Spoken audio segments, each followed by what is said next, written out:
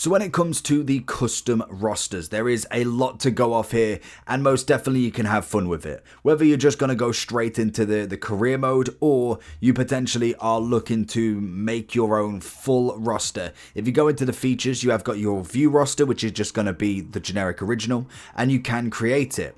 Now you can create it from a few different eras, which is always nice, but the modern era is what we're going for today. Now, you can download other people's and you could change it from there. You can use the official roster, which is obviously updated constantly, and then you could use the injury-free roster, which would basically bring back anybody with injuries now and have them fully fit.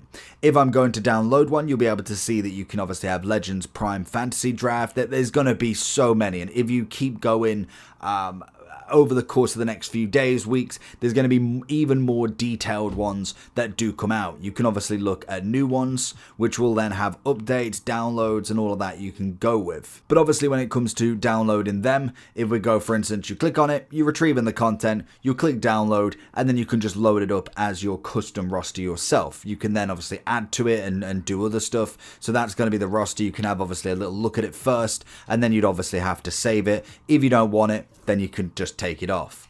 To make your own, we're going to do the modern again, and this time we are going to choose the official roster.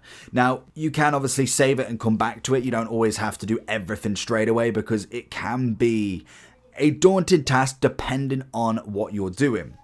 So when it comes to all of the generic teams now, so every team that is available right now are just normally in the standards, but as you go a bit further away, you'll be able to see there is a lot of the different ages, different years of teams. You have obviously the 70, 71, and then if you go the other side, if you go to the end of them basically, you will have also the All-Stars. So you've got your created players and your free agents as well. You also then have got the Valley Suns. If we keep going, you have the All-Stars a little bit further past all of these teams as well. So we have the All-Time Warriors, so you can obviously utilize these. So if we wanted to change him into one of the teams and we wanted to just make something different, then obviously you can utilize that.